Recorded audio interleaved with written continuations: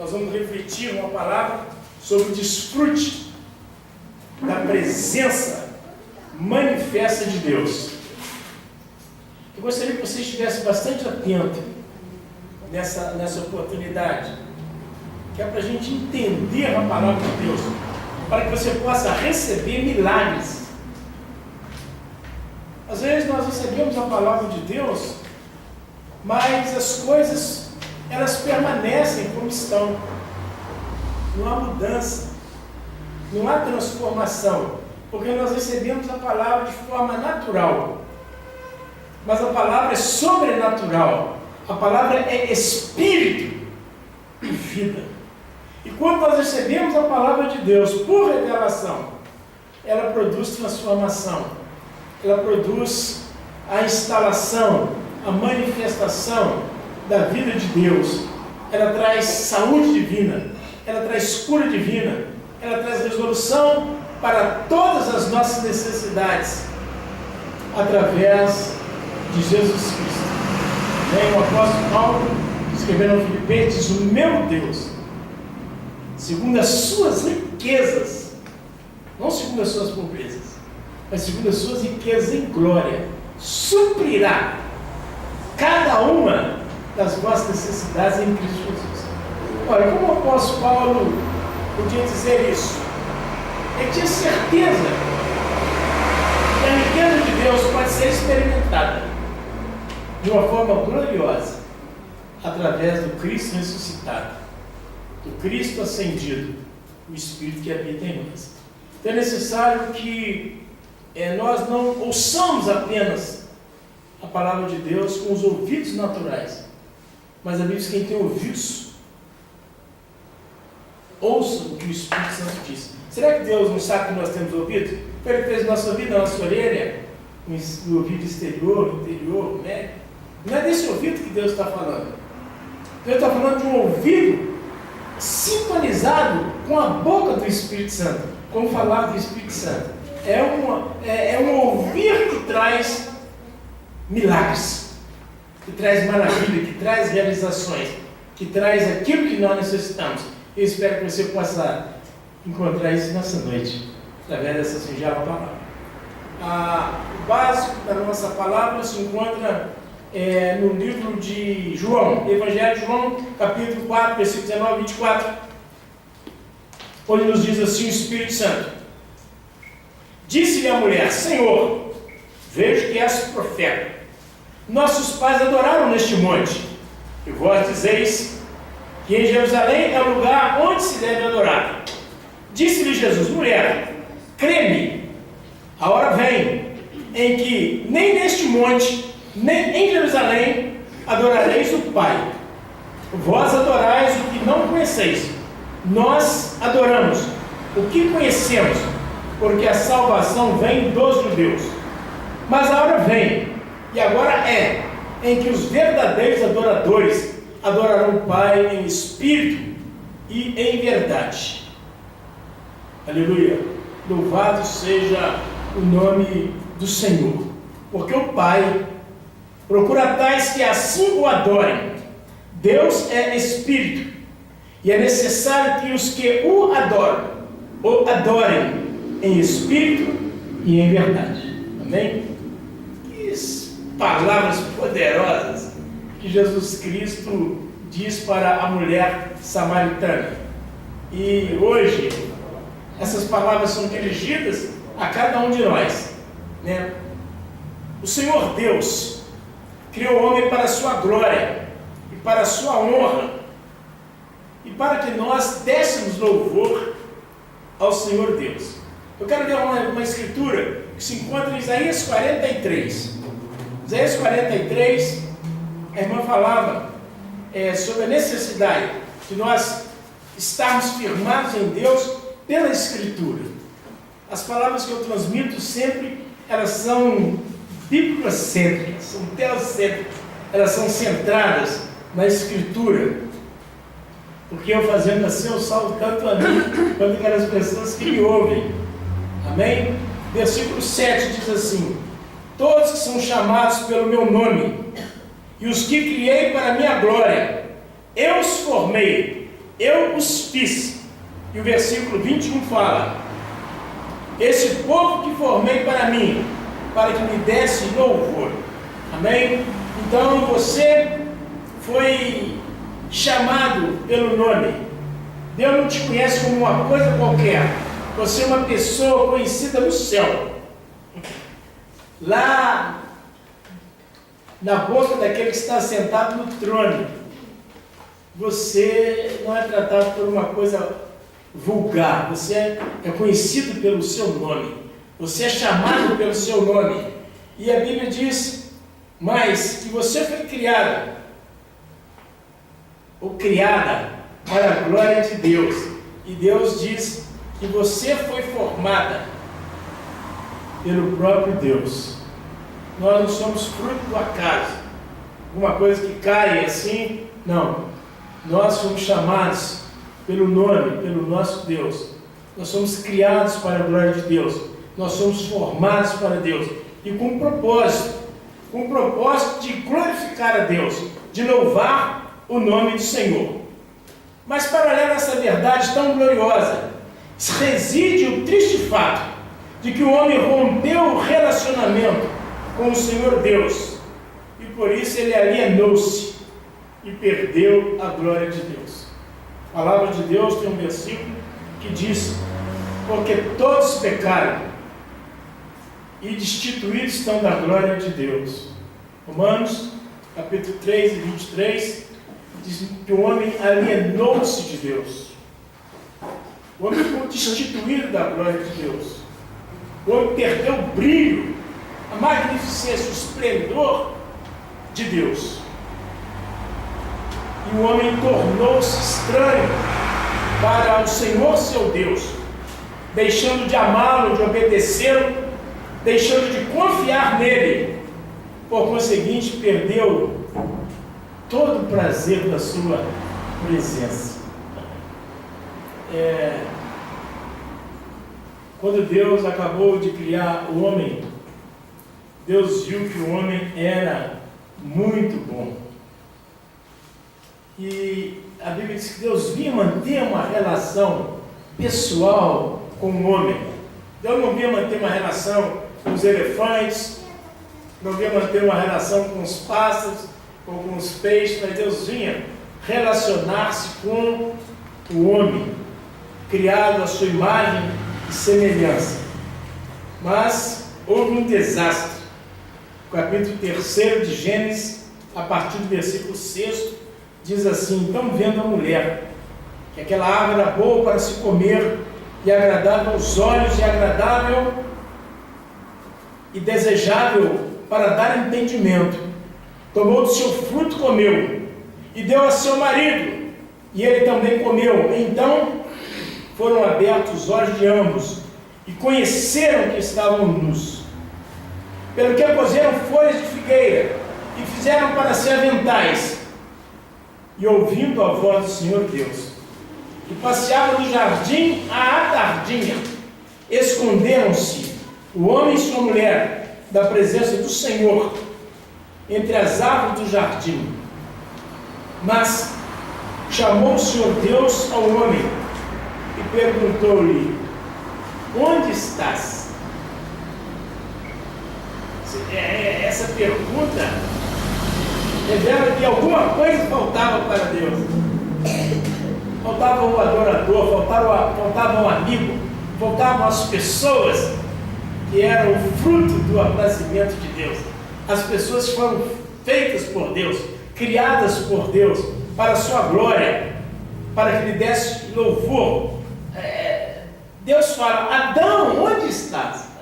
Deus chama o sujeito pelo nome. Respondeu-lhe o homem: ouvi a tua voz no jardim e tive medo, porque estava nu e escondido. Deus perguntou-lhe mais: quem te mostrou que estava nu?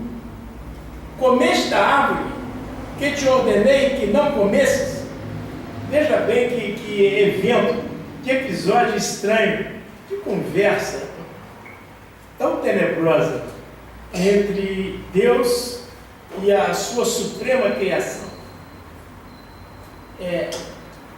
aconteceram duas perdas terríveis. O homem perdeu a presença manifesta de Deus, perdeu o amor que estava sobre ele. Mas o homem não foi o único perdedor. Deus também teve uma grande perda. Deus perdeu um amigo, Deus perdeu o adorador, Deus perdeu o mordomo, Deus perdeu o gestor de toda a criação, aquele que foi posto para administrar a sua indústria, o seu comércio, para gerenciar a sua fazenda, para cuidar dos seus animais, das aves, dos peixes, das feras, para cuidar do seu jardim. Deus perdeu. Mas Deus não ficou impassível. Deus não ficou indiferente àquela perda. Deus providenciou, um recurso para restaurar o homem caído. Esse trecho de Gênesis 3, ele é um dos mais desalentadores da experiência humana.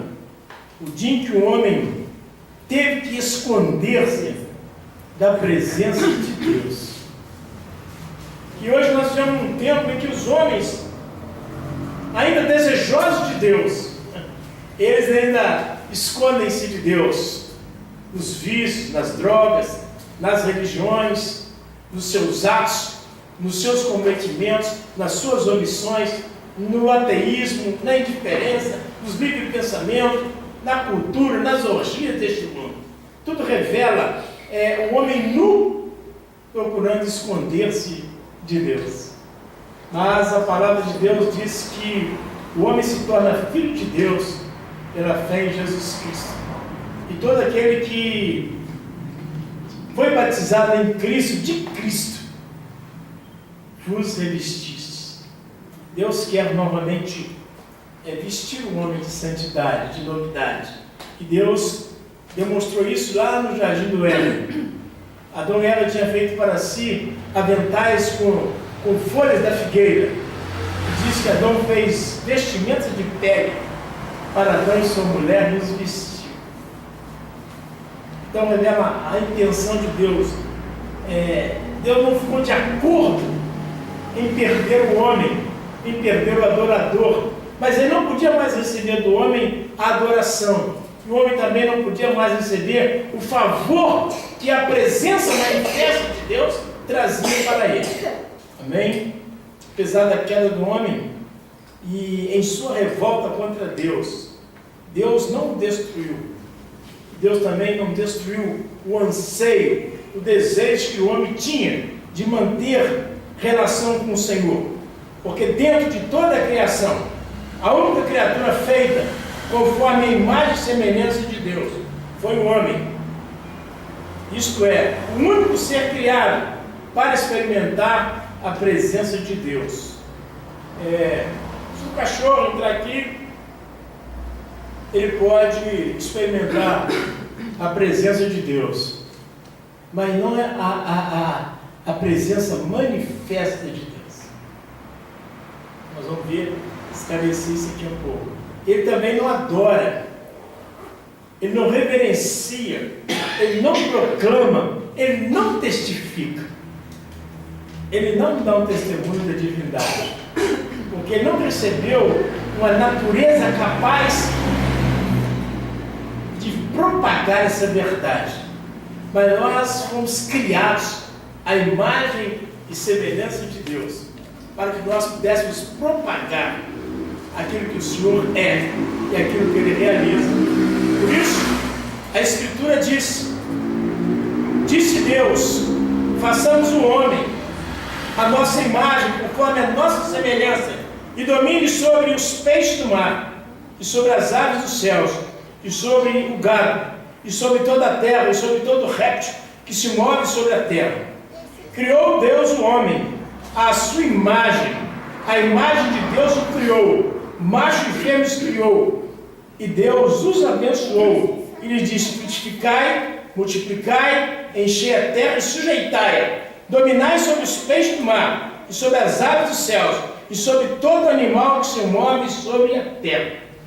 Esses 3 versículos são muito colossais, são muito grandiosos. Nenhum elemento da criação recebeu essa declaração da parte de Deus. A ninguém foi dito que fora criado a imagem e semelhança de Deus. A ninguém foi dado o poder de dominar, crescer, frutificar, com limites estabelecidos, foi dado. Mas frutificai, multiplicai, encher a terra, dominai, são atributos exclusivos daquele ser criado conforme a imagem e semelhança de Deus. Mas nós sabemos que o pecado de Adão e Eva não trouxe apenas a separação de toda a humanidade do Senhor Deus, mas causou o embate do desfrute da presença manifesta de Deus. Quando Deus vem trazer o juízo sobre o pecado de Adão e Eva, Deus fala: agora maldita é a terra por tua causa, e ela produzirá agora espinhos, cardos e abrolhos. Se você olhar só para essa escritura, nós achamos que Deus está apenas falando uma coisa, mas toda moeda tem cara e coroa. A partir daquele momento, o homem ia começar a comer, a beber, a viver e a existir com o seu sacrifício, com o seu suor. E aquela dispensação graciosa, que a manifestação da presença de Deus trazia para o homem, agora ela tinha sido totalmente alterada. Poder no sangue de Jesus Cristo. Então, nós precisamos entender, a palavra de Deus.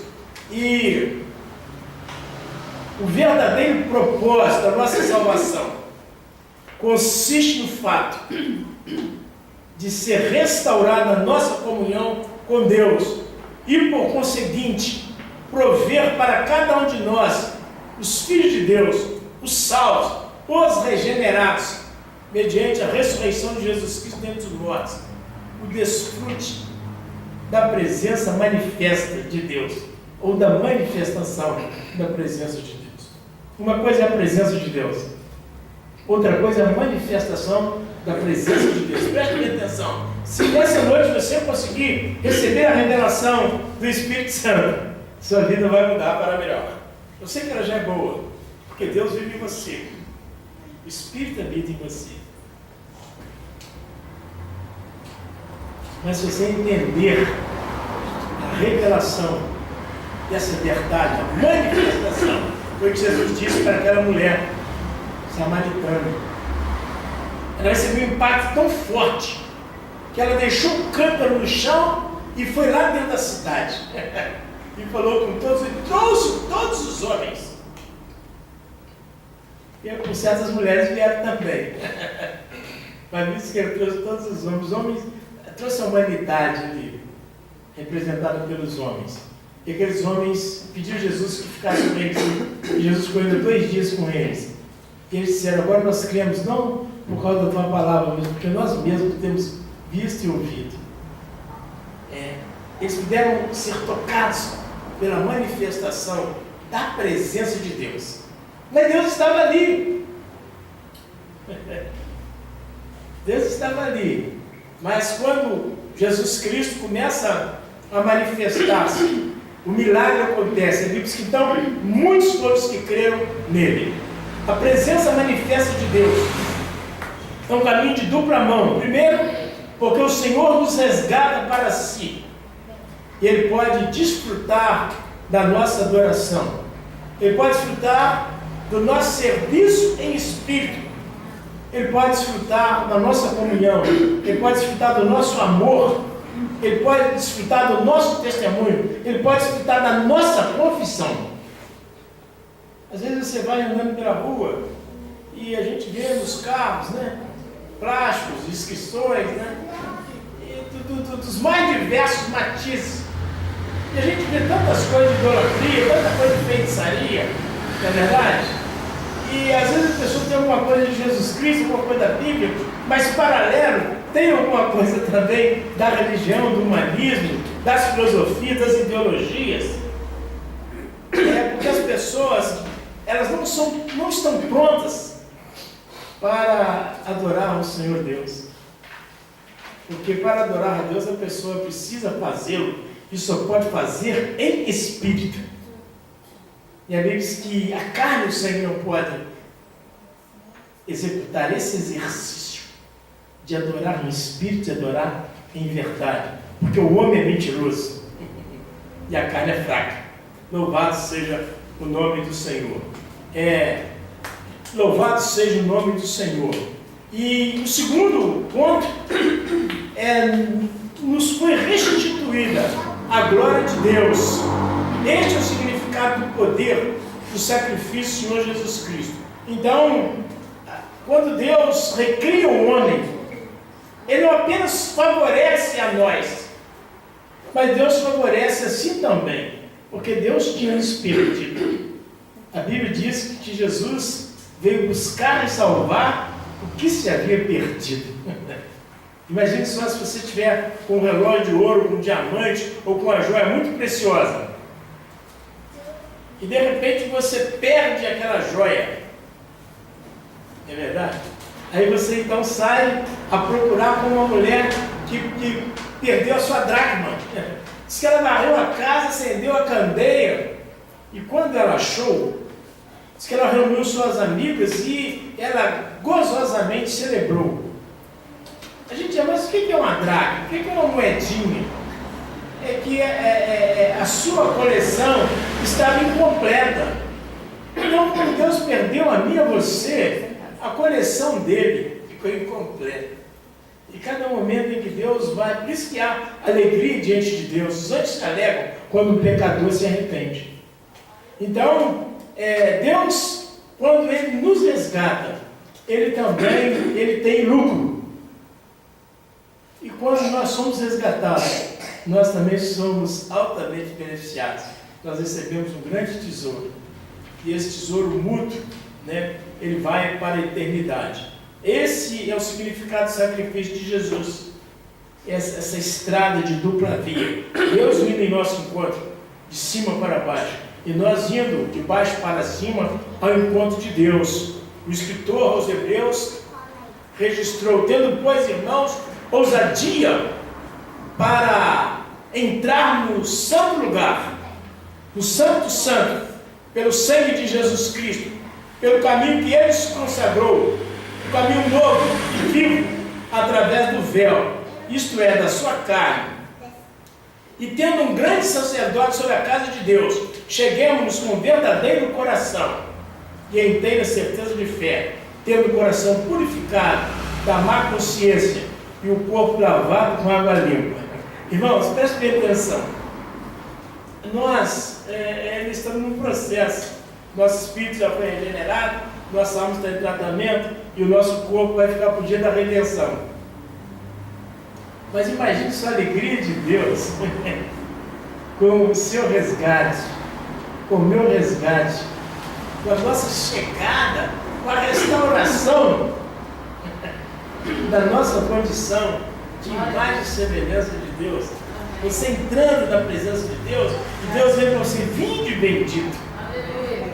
Um ser que tornou-se maldito por ter entrado numa relação espúria com Satanás. A alegria de Deus, a alegria que você tem de achar uma coisa que perdeu de grande valor. E agora ele volta para as suas mãos. Então agora, o escritor fala que foi aberto para nós o novo e vivo caminho. Somente através do sacrifício de Jesus o homem pode voltar. E com ousadia, ele pode entrar na presença de Deus. Ele pode olhar Deus face a face. Ele pode olhar olho no olho, cara na cara. É o que, lá no livro de Êxodo, capítulo 33, tem uma passagem simbólica, figurativa, mas muito poderosa. Êxodo 33, versículo 11, está escrito: e falava o Senhor a Moisés, cara a cara. Olha bem, Deus falava com Moisés cara a cara, como qualquer fala com seu amigo.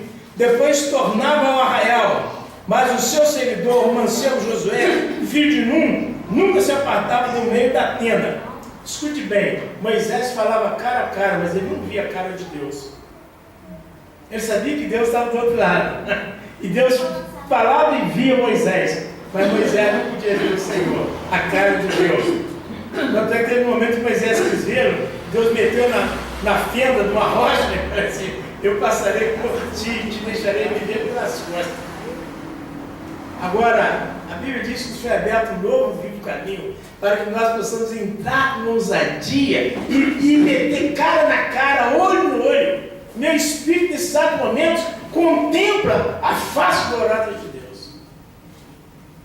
É algo muito, muito precioso, muito poderoso. Traz cura, traz saúde, traz alegria, traz prosperidade, traz conforto, traz segurança, traz esperança, traz paz, traz força, traz direção para aqueles que creem e esperam no Senhor. Prosseguindo a leitura de Êxodo 33, e Moisés disse ao Senhor: eis que tu me dizes, faz subir este povo, porém não me faz saber a quem há de enviar comigo. E tu disseste: conheço-te por teu nome, também achaste graça nos meus olhos. Agora, pois, se tenho achado graça nos teus olhos, rogo-te que agora me faça saber o teu caminho, e conhecer-te-ei, para que ache graça nos teus olhos, e atenda que esta nação é o teu povo. Disse, pois, irá a minha presença contigo, para te fazer descansar. Veja bem, Deus promete que a presença dele ia com Moisés. Mas a presença de Deus, ela está conosco. Obviamente que Deus vai conosco, mas ela está dentro de nós. Ou não sabeis que vós sois o templo de Deus, e que o Espírito de Deus habita em vós. Então, o meu Deus hoje não está apenas comigo. Ele está comigo, Ele é Deus Emmanuel, é Deus comigo, é Deus contigo, é Deus conosco, mas Ele vive em mim. Ele não manda me ir ali e vai à minha frente, ou vai do meu lado, ou à minha retaguarda. Ele vai em mim, Ele vai comigo, Ele vai contigo, Ele vai conosco. Mas essa palavra trouxe muita segurança e muita alegria para Moisés.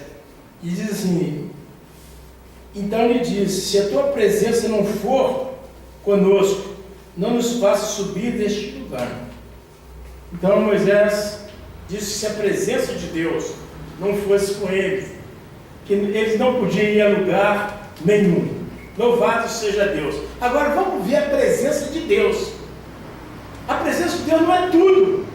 Você vai ver quantos problemas o povo de Israel teve. E tem muitas pessoas satisfeitas com a presença de Deus. E isso aí tem sido o problema de muita gente, porque eles não têm a manifestação da presença de Deus. E nós precisamos de ter a manifestação da presença de Deus. Toda a criação tem consigo a presença do Senhor Deus, por causa do seu atributo eterno, onipresença. Deus está com essa parede, com esse ventilador, comigo, contigo, está com os carros que passam, com os animais, com os peixes, com as aves. Deus está em toda a sua criação. Deus está em todo o universo. Você concorda comigo? Amém. Você pode dizer que isso é verdade? Isso é verdade. Deus está em toda parte. O fato da onipresença de Deus não significa que a sua criação tem o desfrute da manifestação da sua presença. Isto é aquilo que eu gostaria que você entendesse nessa noite. Uma coisa é ter a presença de Deus, como Moisés e o povo de Israel obtiveram aqui nesse relato de Êxodo 33. E como a mulher tinha na beira do poço de Sicar, mas ela ficou meio intrigada, que ela queria mais. Ela queria mudança, ela queria transformação. E por isso ela perguntou: Senhor, nossos pais dizem que se deve adorar aqui nesse monte. Os judeus dizem que é Jerusalém. Não estou entendendo? Nós vamos chegar à elucidação dessa verdade nessa noite. O Senhor Deus está em toda parte. E sabemos que Ele é bom. Mas temos que admitir que nem todos têm experimentado a bondade do Senhor. Sim ou não? Existem tragédias por todos os lados, mesmo diante da presença de Deus. Divórcio, adultério, estupros, homossexualismo, fornicação, bestialidade, crise na família, drogas, desobediência, criminalidade, tudo nas áreas humanas. Você concorda comigo? Essas coisas estão todas na presença de Deus. Acho que as pessoas que estão cometendo os pecados e erros, aí você acha que Deus está com os olhos vendados? A Bíblia diz que os olhos do Senhor percorrem toda a terra, e Ele contempla o justo e injusto. Todas as coisas estão nuas e patentes diante daquele com quem havemos de prestar conta. Perto está o Senhor. Então a presença de Deus não garante muita coisa. Nós vamos entender isso para nós obtermos milagres, irmão. Para nós termos conquista, para nós vivermos o melhor dessa vida. Nós vemos uma quantidade de pessoas possessas de demônios, pessoas deprimidas, pessoas oprimidas, pessoas tristes, pessoas odiosas, pessoas com raiva, pessoas sem foco nenhum nas coisas boas, pessoas perversas, uma iniquidade latente, estultícia, demonismo, uma religiosidade que leva as pessoas às raias do absurdo, tudo na presença de Deus. E muitos até em nome de Deus matam, cometem genocídio, promovem guerras. Tudo na área espiritual, na área mental, na área intelectual. Corrupção, fornicação, formação de quadrilha, furto, roubo, assassinato, fraude, propinas, suborno, quebra de autoridade, destruição dos valores básicos da sociedade. Tudo na presença de Deus. Esses absurdos da área moral, tudo é cometido. Você acha que os erros da sociedade, os governantes estão cometendo? Você acha que Deus não está vendo isso? Você acha que Deus está fechado? Você acha que Deus está igual Baal? Não. Agora Deus pega e tira o povo de Israel de mão forte das garras de Satanás. Abre o mar vermelho e atravessa 3 dias após a travessia do mar vermelho. Eles fazem um bezerro de ouro com toda aquela riqueza que Deus coloca na mão do povo, para que o povo chegasse com fartura e com capacidade na boa terra, a terra que mandava leite e mel. Eles agora pegam aquela riqueza e fazem um bezerro de ouro. Faz na presença de Deus ou não? Sim ou não? E a gente vai dizer, se a tua presença não for conosco, não nos faça subir deste lugar. E ver as atrocidades, o absurdo que o povo de Israel comete no deserto, ao ponto de Deus ter que destruir toda a geração de 20 anos para cima. Nenhum deles entrou na terra. Tudo a presença de Deus. A terra teve que abrir, engolir famílias, engolir bois, cavalos e jumentos. Nadab, Datã e Coré. Tudo a presença de Deus, a resistência que aquelas pessoas pareciam, falavam mal de Moisés, resistiam à autoridade, tudo na presença de Deus. E a gente vê a criminalidade, a dureza do coração dos homens. Você concorda que isso é na presença de Deus ou não? Ou você acha que Deus não está tendo olhos para isso? Só eu e você que estamos vendo isso. As dificuldades na nossa família, quanta luta que você está pregando o Evangelho, está cuidando, está amando e está orando. Você está vendo as brutalidades, a fraqueza, não é verdade?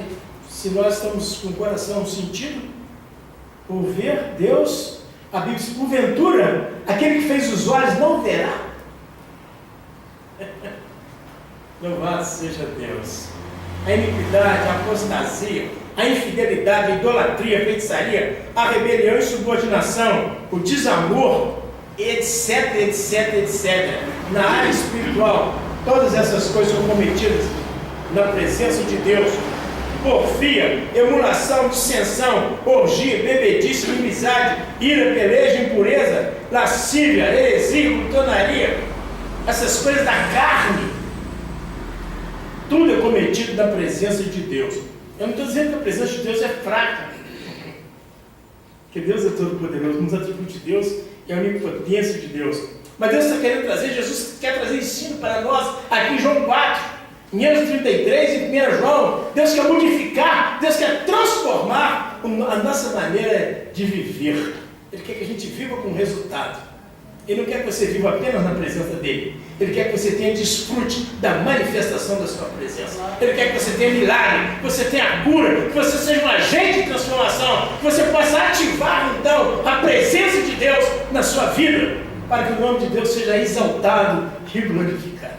Eu estava preparando essa mensagem, hoje o diabo quase que ele me mandou para o hospital. Minha esposa é testemunha da luta que eu tive para organizar esses pensamentos. Simplesmente eu não consegui. Fui para o computador e falei assim, meu amor, não estou aguentando. Ela orou, eu orei, e ela falou, então vai deitar um pouco.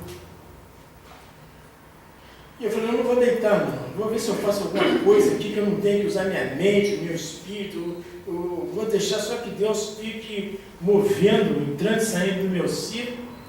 E eu acabei de almoçar e fui dormir.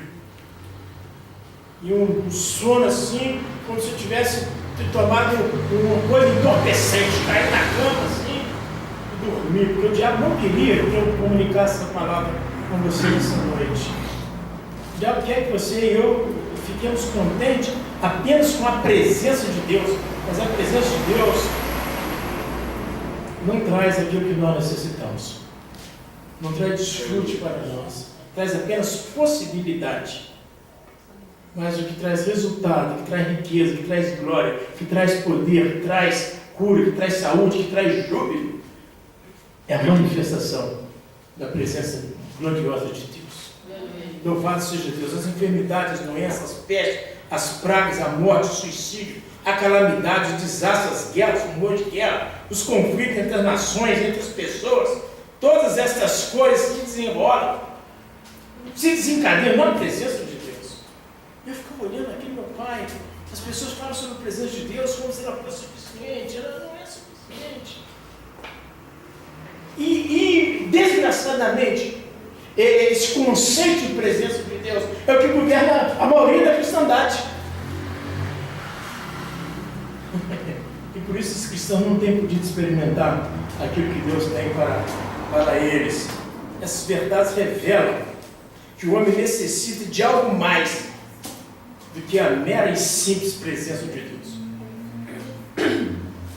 Infelizmente, dentro da congregação cristã evangélica, existem muitas pessoas que estão satisfeitas por possuírem apenas a presença de Deus. Por isso sua vida tem sido um caos, pelo fato delas possuírem apenas a letra fria das Escrituras que mata e não terem a revelação que transforma. Peça a Deus para te revelar a palavra. Peça a Deus para te revelar a palavra. Não estou mandando, a minha pregação não é para que você ignore a presença de Deus. A pregação é para que você tenha um desfrute manifesto dessa presença. Você não está entendendo? Você está entendendo? Se você entender isso, sua vida espiritual, sua vida conjugal, sua vida financeira, seus romances, seus negócios, os projetos de vida seu vão mudar. As expectativas, a capacidade de adquirir as coisas vão mudar, porque não depende do que está em torno, do que está fora de você.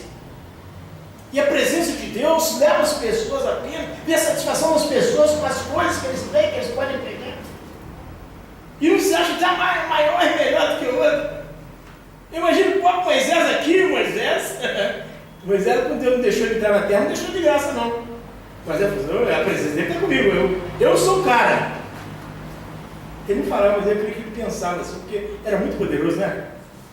Deus falava cara a cara com ele. Mas ele tinha apenas Deus por fora. Mas você tem Deus por dentro.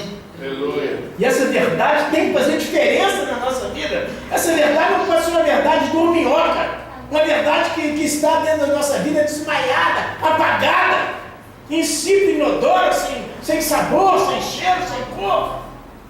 Ela precisa manifestar-se. Glória a Deus. Louvado seja o nome do Senhor. Muitos têm tido a experiência exterior da presença do Senhor Deus, mas não possuem a revelação transformadora. Transformação da nossa vida vem pela revelação. Louvado seja Deus.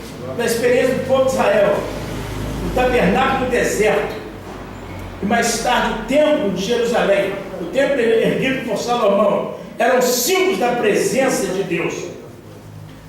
Aqui no Brasil tem um templo chamado Templo de Salomão, e muitas pessoas são desafiadas para ver a glória de Deus lá naquele templo. Eu fico assim, eu tenho um sentimento muito temerário. Você está entendendo? As pessoas, quer dizer que não aconteça nada, mas acontece tudo fora das pessoas.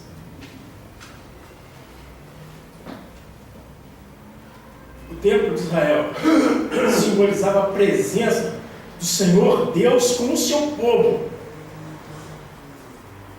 A presença de Deus com o seu povo, lá no tabernáculo, e depois lá no templo de Jerusalém. Deus estava no meio do povo. Jesus, ele fala que o Espírito ainda não podia ser dado, porque ele ainda não tinha sido glorificado. Fala isso em João 7.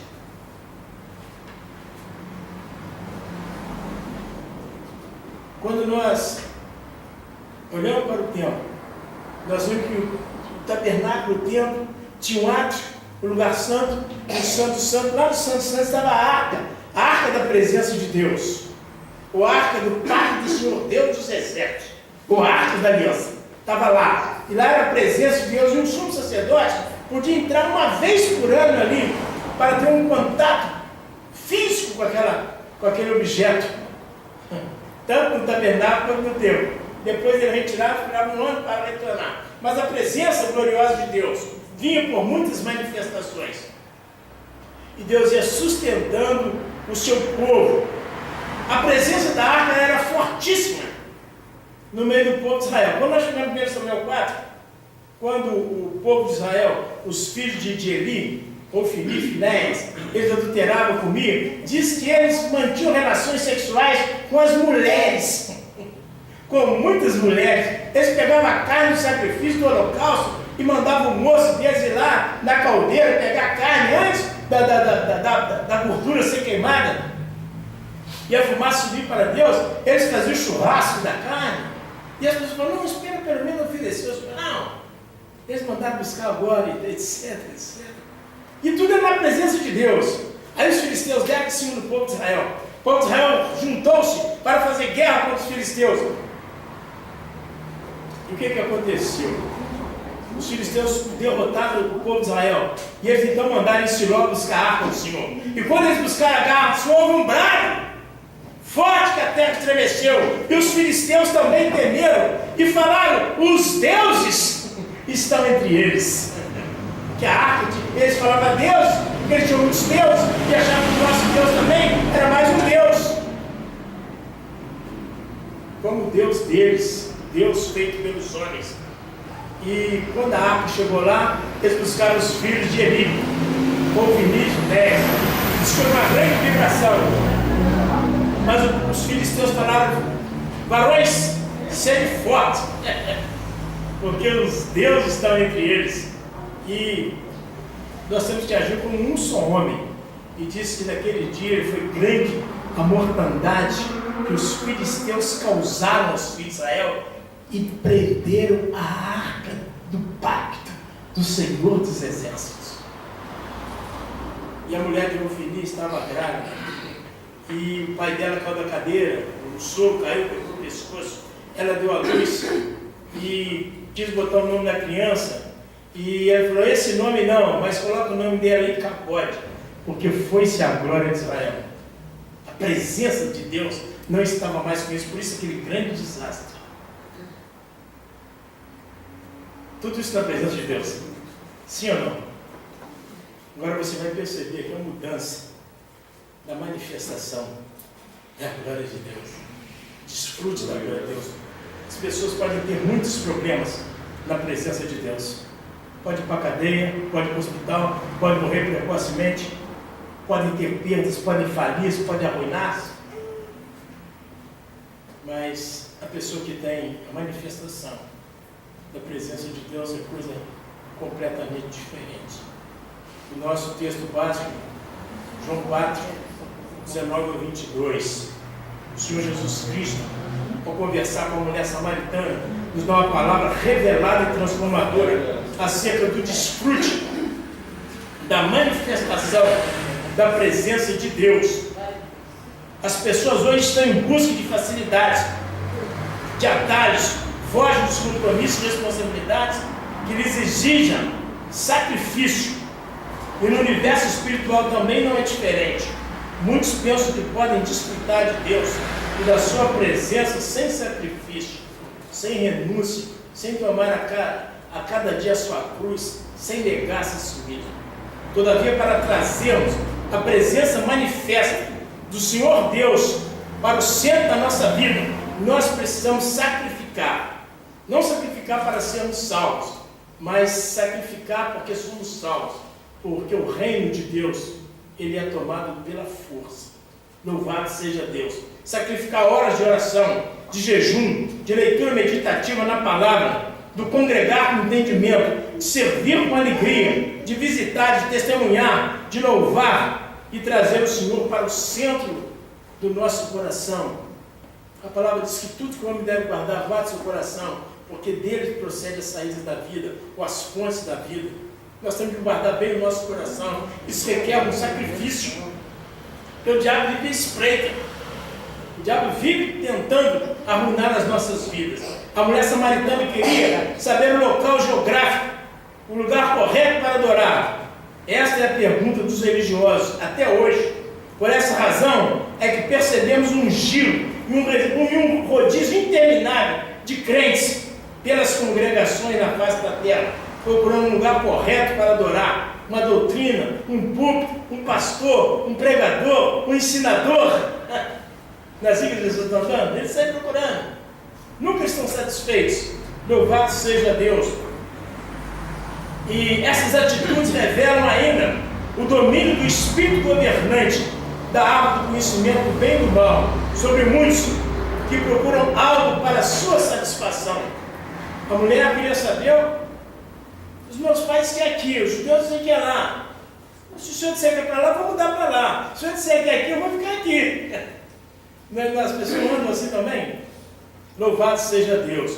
O Senhor Jesus Cristo então destrói o princípio equivocado do tempo da adoração, do local geográfico da adoração e do elemento digno de adoração. Jesus então mostra para aquela mulher, quando ela fala: nossos pais adoraram neste monte, e vós dizeis que é em Jerusalém o lugar onde se deve adorar. Disse-lhe Jesus: mulher, crê-me, a hora vem em que nem neste monte, nem em Jerusalém adorareis o Pai. Vós adorais o que não conheceis. Nós adoramos o que conhecemos, porque a salvação vem dos judeus. Depois dessa exposição, o Senhor Jesus Cristo reorienta aquela mulher acerca do tempo, acerca dos verdadeiros adoradores e a quem se deve adorar e como se deve adorar. Ele disse: mas a hora vem, e agora é, em que os verdadeiros adoradores adorarão o Pai em espírito e em verdade, porque o Pai procura tais que assim o adorem. Deus é espírito, e é necessário que os que o adorem em espírito e em verdade. O tempo é agora, a qualquer hora. Os verdadeiros adoradores adoram em qualquer lugar, porque a adoração é interna. Adoração é espírito. Deus é espírito. O Senhor seja com o vosso espírito. O que é nascido do espírito é espírito. O que une ao Senhor torna-se um só espírito. Não é num lugar, não é numa congregação, não é aqui nem acolá que nós devemos adorar o nosso Deus. O culto é prestado no nosso espírito. O culto é prestado no nosso interior. O culto é prestado a Deus no homem interior, no homem regenerado, criado em verdadeira justiça e santidade. A palavra diz que o Senhor está dentro, e se alguém não tem o Espírito de Cristo, esse tal não é dele, é dentro de você. que Deus se manifesta. É dentro de você que Ele te enriquece. É dentro de você que Ele te cura, que Ele te sara. É dentro de você que Ele se move. É dentro de você que Ele conquista. Você está entendendo? E infelizmente a religião ensina o homem a obter coisas exteriores se a tua presença não for comigo. Louvado seja Deus. Poder no sangue de Jesus. As instruções do Senhor Jesus foram para que aquela mulher tivesse uma experiência interna da presença de Deus, pelo novo nascimento, pela regeneração. E uma vez que a pessoa nasce de novo, ela está pronta para exercitar o seu espírito humano regenerado, para conter o Senhor Deus, para relacionar com o Senhor Deus, e para contatar com o Senhor Deus, e para poder experimentar a manifestação de Deus, e para ter desfrute de Deus no seu interior. Foi Jesus que disse assim: deixe-vos a paz, a minha paz vos dou, não vos dou como o mundo a dar. Jesus, você pode em um lugar muito sossegado, muito tranquilo, sem nenhuma perturbação interior, e todavia os seus membros, eles podem guerrear-se internamente uns com os outros. Você pode estar perturbado, você pode estar ansioso, você pode estar com medo, você pode estar aflito. Mas se você puder experimentar a presença do príncipe da paz no seu interior, você pode estar no núcleo do vulcão, você pode estar no centro do campo de batalha, que você terá paz, você terá desfrute de Deus, você terá força, você terá poder. Louvado seja o nome do Senhor. Louvado seja o nome do Senhor. Uma vez que a pessoa nasce de novo, ela está pronta para exercitar o seu espírito humano regenerado, para contatar com o Senhor Deus, experimentar não só a presença de Deus, mas também a manifestação e o desfrute da presença de Deus. Quando a mulher do fluxo hemorrágico, ela falou consigo mesmo: se eu tão somente tocar na orla das suas vestes, eu serei o quê? A doença estava fora ou estava dentro dela? Mas a palavra de fé, a palavra de conhecimento do poder daquele que sara, estava fora ou estava dentro dela? E onde foi que ela recebeu cura? Dentro dela. Você está entendendo? Ela teve desfrute da manifestação da glória de Deus. Deus manifestou-se e curou. Jesus parou e falou: quem me tocou? Uma multidão te oprime.